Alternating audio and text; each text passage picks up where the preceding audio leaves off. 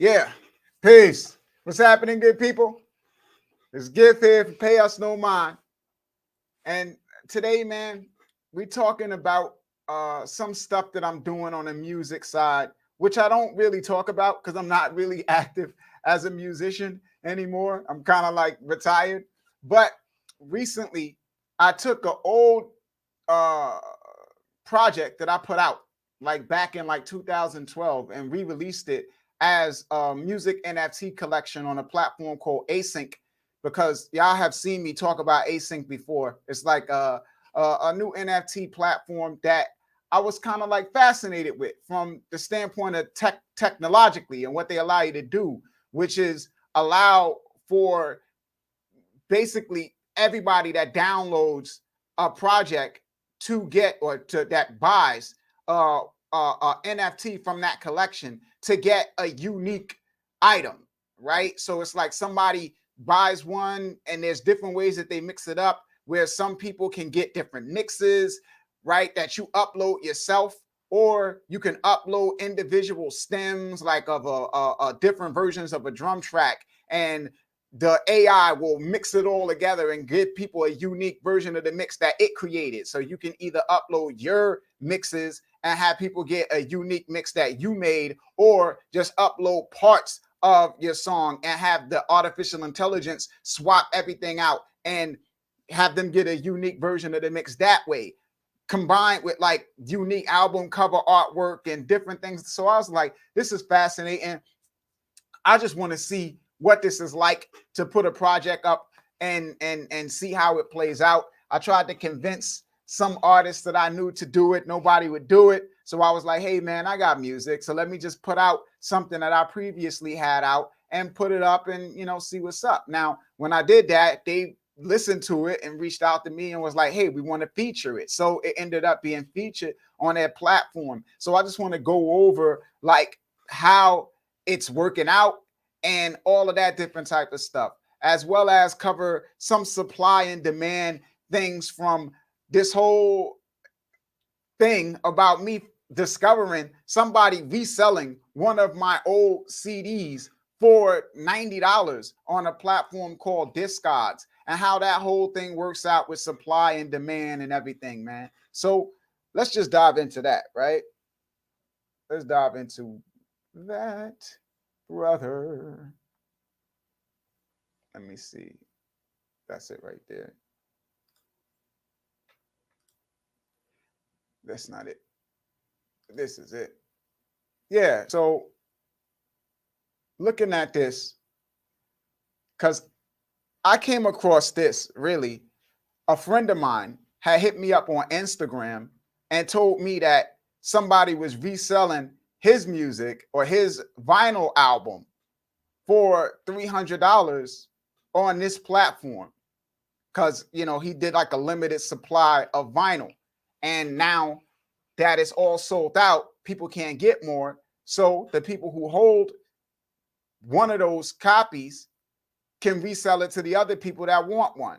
So I don't think he saw this one here that's selling for 800.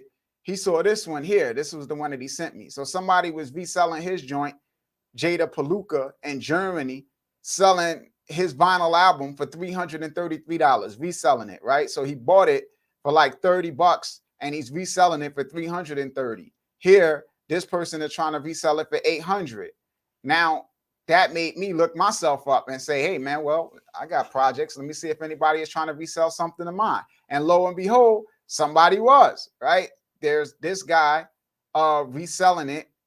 Gus the Vigilante in Spain reselling My View of a Loser from On Top of the World project for $89 or 89, what's that, euros? 89 euros. He's reselling that project for. Now, you look at this and you say, how? Why? And I mean, it's basic supply and demand.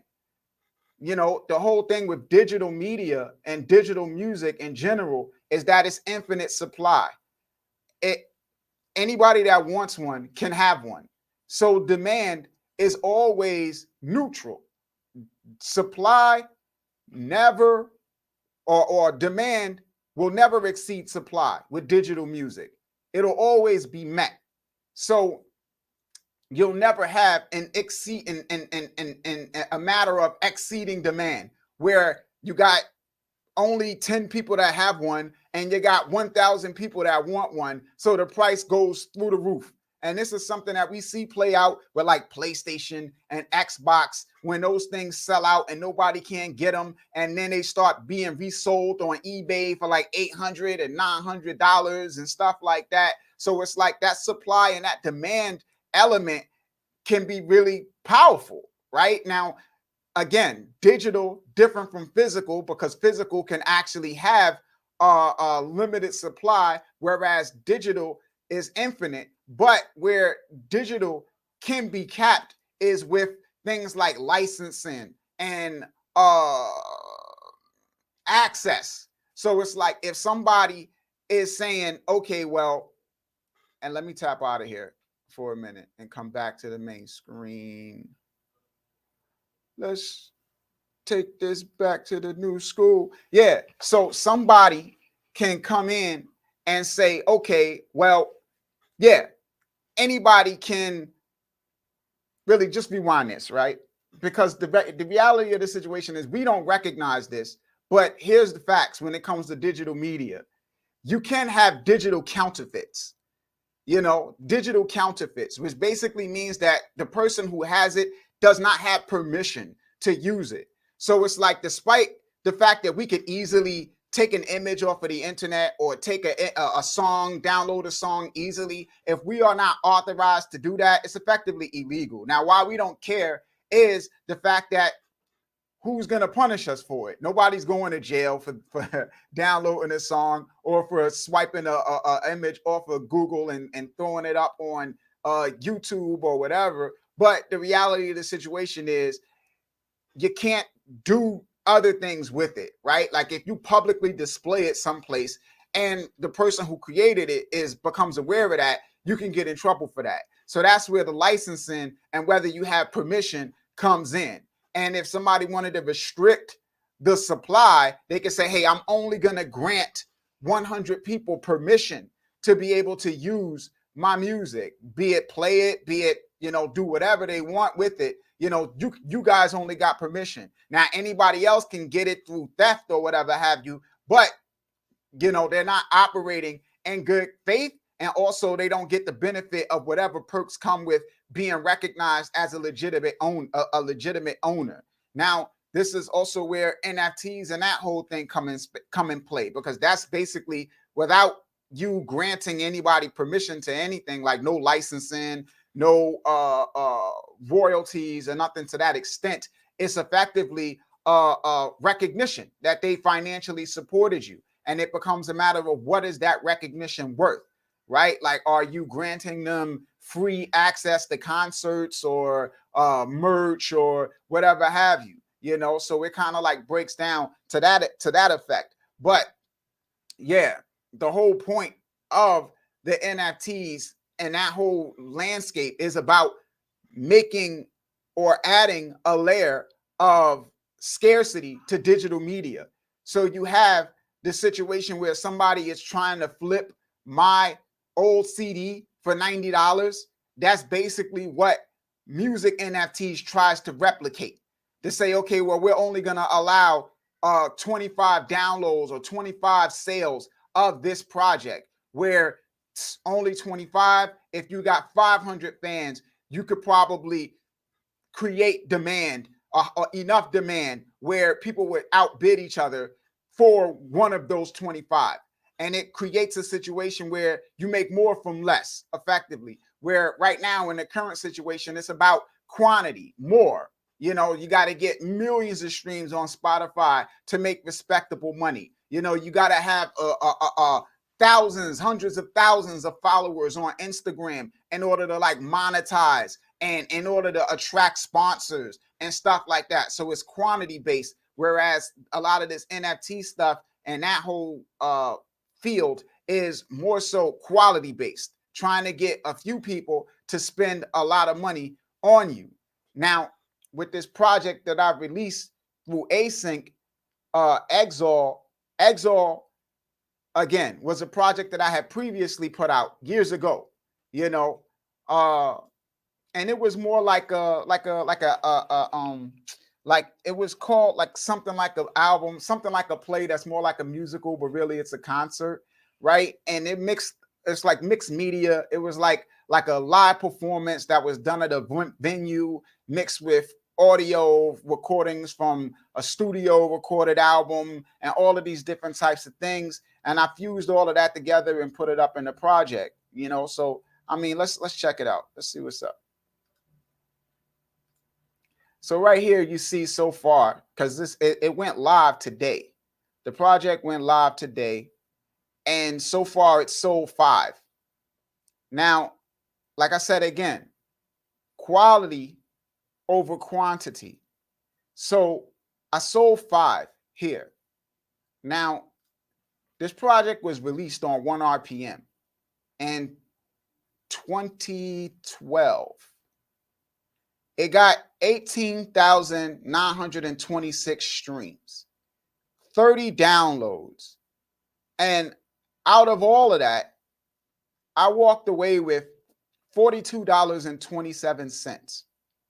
So from 2012 to today, I've made $42.27 off of this album on this, like through Spotify, Apple Music, things of that nature, right?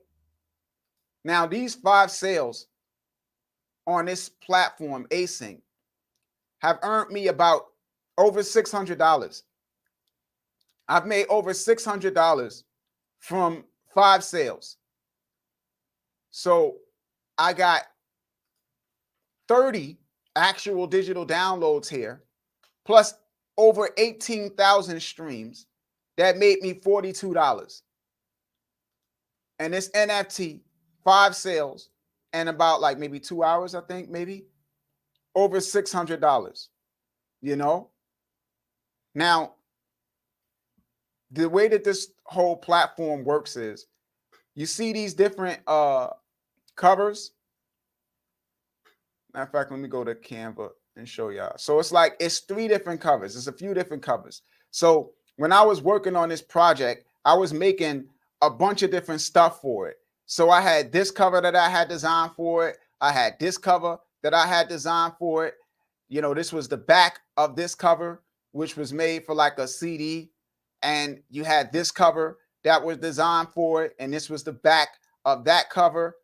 Now, as you know, when you are doing digital distribution, you can't have it like, you can't upload multiple covers and have it be like randomized where, you know, basically you could have like you could upload the same album multiple times with different covers if you wanted to have different covers, but you couldn't like upload an album where it's like, you know, people could download it from iTunes and they would get a random cover every download. Like that, those wasn't capability. So you had to, those things weren't capable. So you had to pick one cover for the project. And the cover for that project, I pretty much think was this was the cover. Now, with this NFT collection, when somebody mints an NFT, they get one of these covers. It's random. So when they mint, one of these covers is the cover that they'll get, and it'll get like a combination of a random song from off the project, right? So they get a combination of a random song off the project mixed with the album, mixed with a random cover artwork. And I also have like some hidden content in there where it's like unreleased video footage of like me performing at New Eurekan, performing the work at New Eurekan, like this clip right here.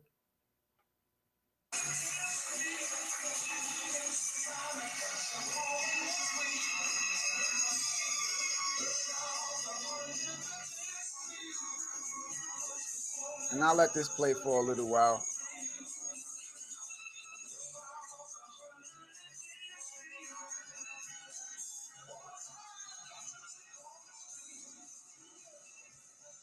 You know,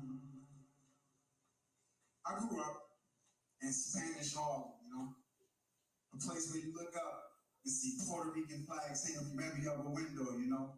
On days when Felix Trinidad or win a fight, Spanish cats arrive throwing their Hondas, honking their horns, shouting, "Viva Puerto Rico!" I had this one lady named Lucy that lived on the 6th floor above us, you know. Every time she'd clean her apartment, she'd have the door wide open, and she'd be blasting my mega. All you would hear is that joint, this one joint that she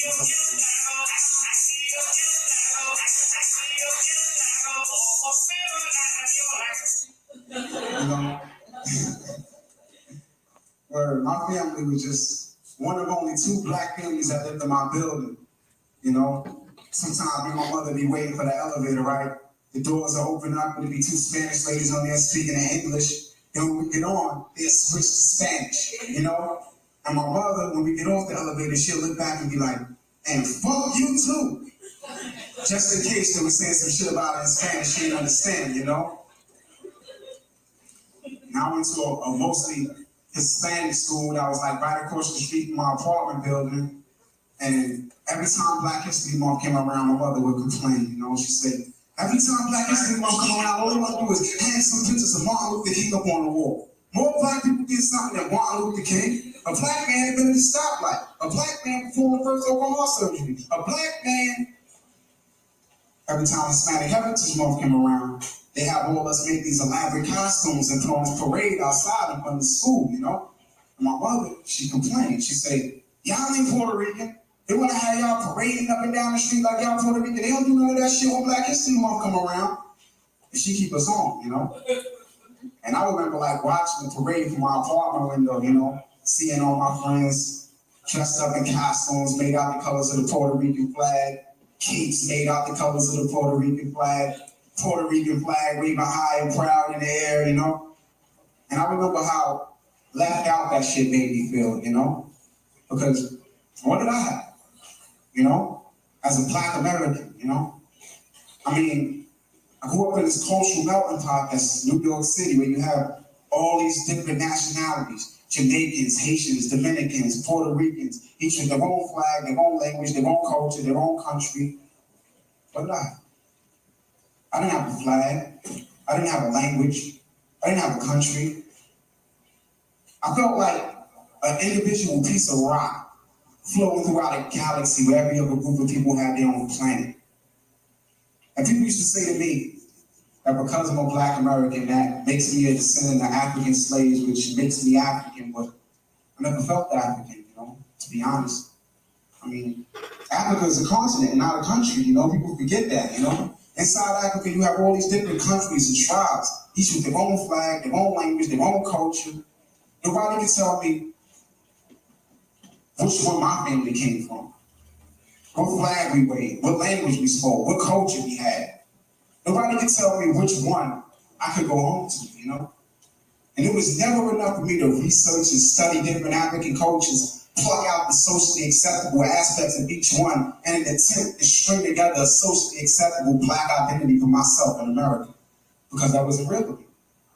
So I found myself forced to face the reality that I'm essentially American by default, an adopted child of a family that doesn't hesitate to let me know that I don't truly belong, carrying on the name of the man that probably owned my ancestors, you know, and feeling powerless.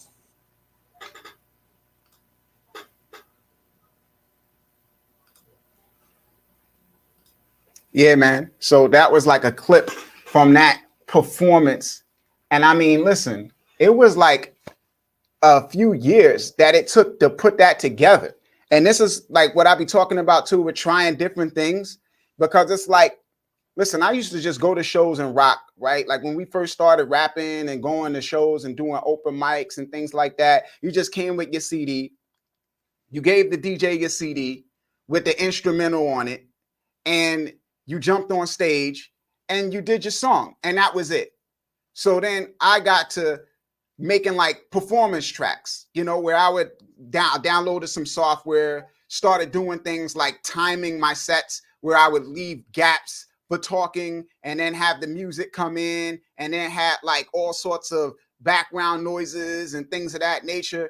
just to try something different. I didn't have a DJ to like do the mixing live, so I had to like basically program the CD for that type of thing, you know. So I started experimenting with that, man, and doing that at a show called Rooftop, at a spot called Rooftop Films at Mega Evers College. That opened the door to working with a lady called named Nada Martinez, which got me at what you call it, Aaron Davis Hall, which was like a big performance venue that got me in like a bunch of different newspapers, from the Daily News to Telemundo in Spain, and or I forget the name of that newspaper, but it opened up a lot of different things. So it got me experimenting with theater and things of that nature. And this is why it's good to explore. It's good to challenge yourself and try different things, because doing that not only opened me up to a different thing, but it opened up new doors for me. So it's like everybody else that was doing rap, like just rapping, wasn't making no money. For the most part, you had people charging money. So it's like when you wanted to do shows, the venues was, or you had all of the promoters who was like, sell these 10 tickets, right? And you didn't make no money. It's like you bought the tickets effectively. You gave them $100. They gave you 10 tickets, and you could sell those 10 tickets to make your money back. And odds are you didn't have anybody that was going to buy those tickets from you. So you gave them to your friends just so you can have an audience when you performed. So you had that type of situation. You had the open mics where you paid $10 to perform, and you were just trying to like get yourself out of there. A lot of the venues didn't accept hip hop. So they was like, you went there and asked, can you perform? And they say, what type of music you do? And you say, I rap. And they're like, we don't do rap. So you couldn't get into venues to rock. So it was really like slim opportunities to generate revenue for hip hop.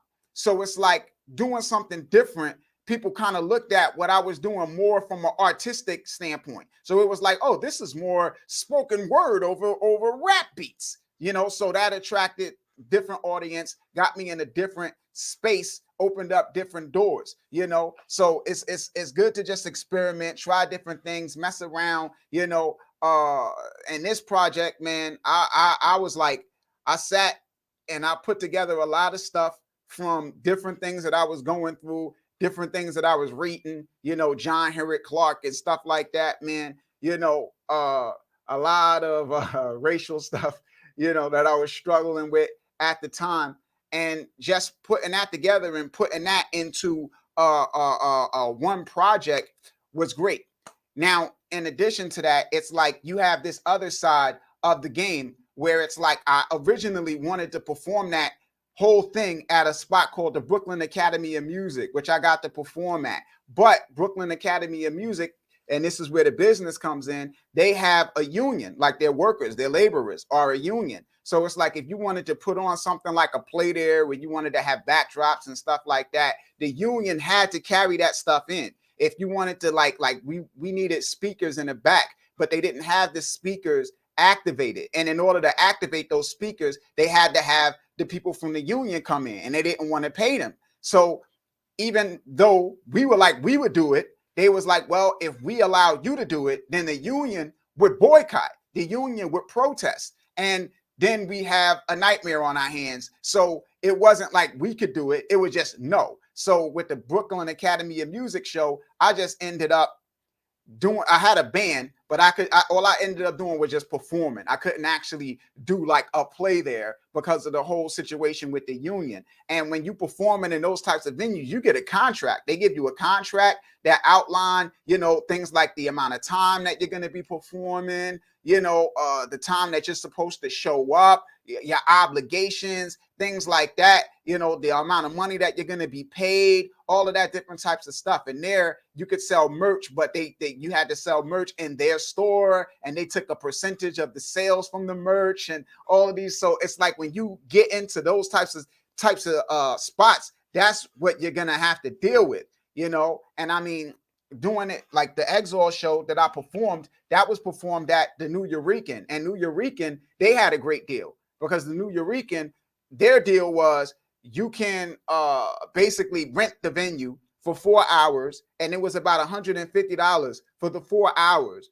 But when you did the show, if you made back $150 at the door, then they gave you back your 150 and did a split at the door, 50-50. So you make back $150, then it's a 50-50 split, you get your 150 back. So that was a great deal, you know. So I ended up making some money off of that show at the New Eurekan, man. You know, but yeah, putting that show together was a series of trials over a duration of time. Like I performed some of it at for those that remember the the College Music Journal CMJ Festival. I performed some of it there, working on it, refining it, you know, some of it at the Aaron Davis Hall show, some of it at BAM, and I never really got to do it until I did it at the New Eurekan, right?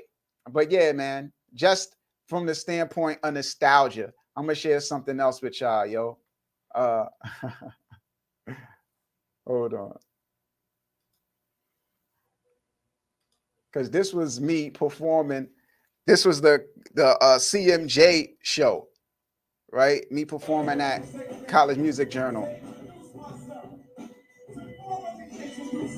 And y'all might not be able to understand every word because you know how performances are.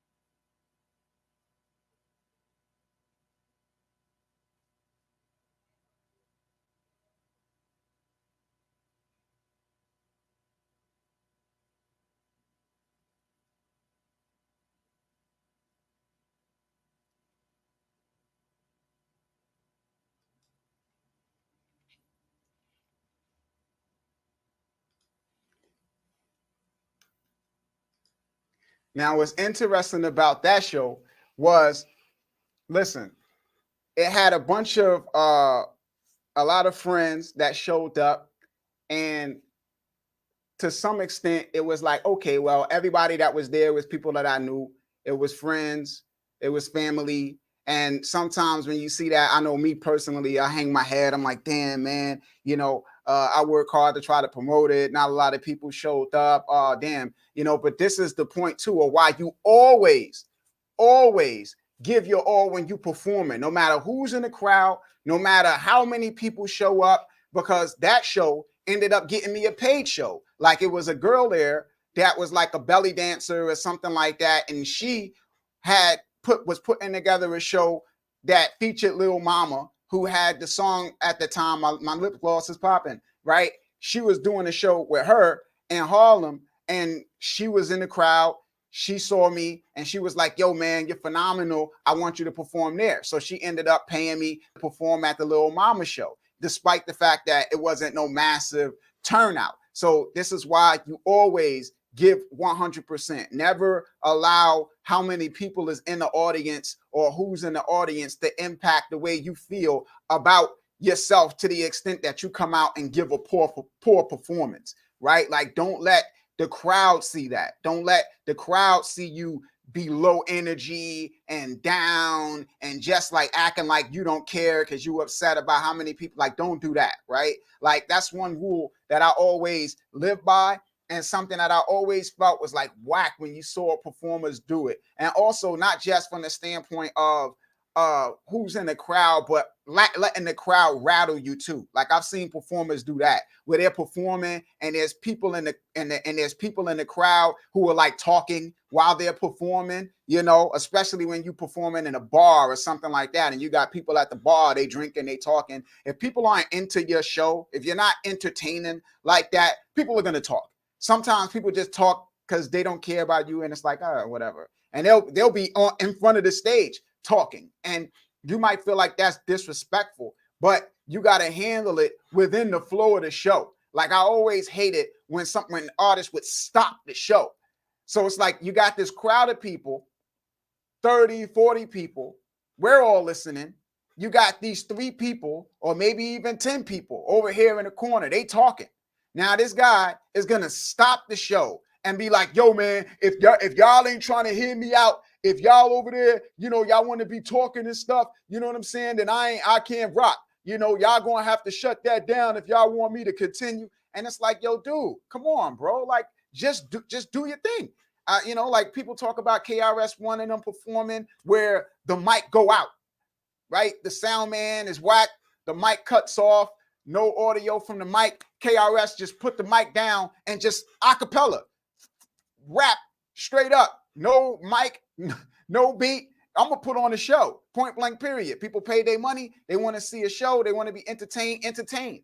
Bottom line, so that's where that type, like never allow that stuff to discourage you. Never, ever come out and give a subpar performance. You just never know who's watching. You never know who that one person is that's in the audience. You never know who that bartender is, who that sound man is. Like, you just never know, man.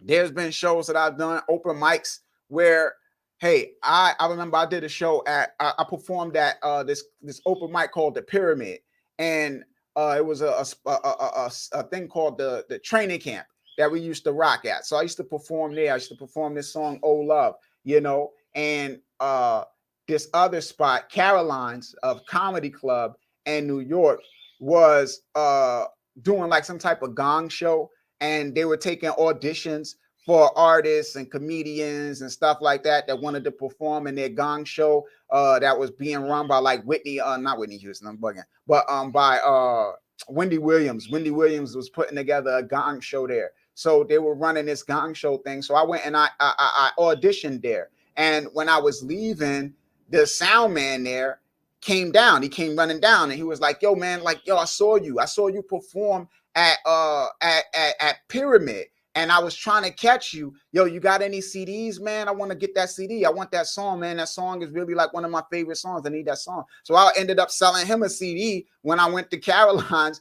to audition, because he was the sound man at Pyramid that, so it's like, yo, you say, okay, well, it's this spot. Nobody's here. Like, nah, man, there's always somebody watching. Always put your best foot forward. Always make sure you go out there and do something that you feel like is gonna knock people's socks off. Always, man. But yeah, that's just my story. I'm just sharing just my experiences, man, and some of the things I'm doing and some of the things I'm up to. As far as news goes, entertainment news and whatnot, man. I mean, it's like somebody has sent me an email about a new platform Amazon is launching that allows people to basically create radio shows, which is interesting. So hold on, let me see if I could pull it up, y'all.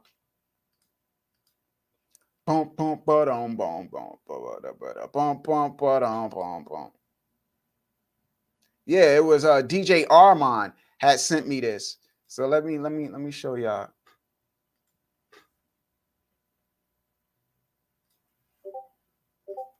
So you got this platform, Your Mix, Your Mic. AMP is where people come together to create live shared radio shows with the music they love. Create a show, call in, or bop along to some tunes. Together, you run the airwaves. So I downloaded this app to test it out to see what it's about. And it's kind of like, it's like Anchor, but because Anchor is a podcast too, but it's just you talking. Like, you can't play music. So this app allows you to be able to talk and be like, hey, here's a new song from so-and-so featuring such and such, and play that song, and people can call in and y'all can have conversations about the song. So this opens up like a new lane of creativity for artists, because you effectively can premiere your releases with like a talk back. Like, I don't know if you've ever went to some of these screenings where they are screening a new film, and then after they air the film, they have people ask questions to the director and to the actors and stuff like that, and the people featured in it.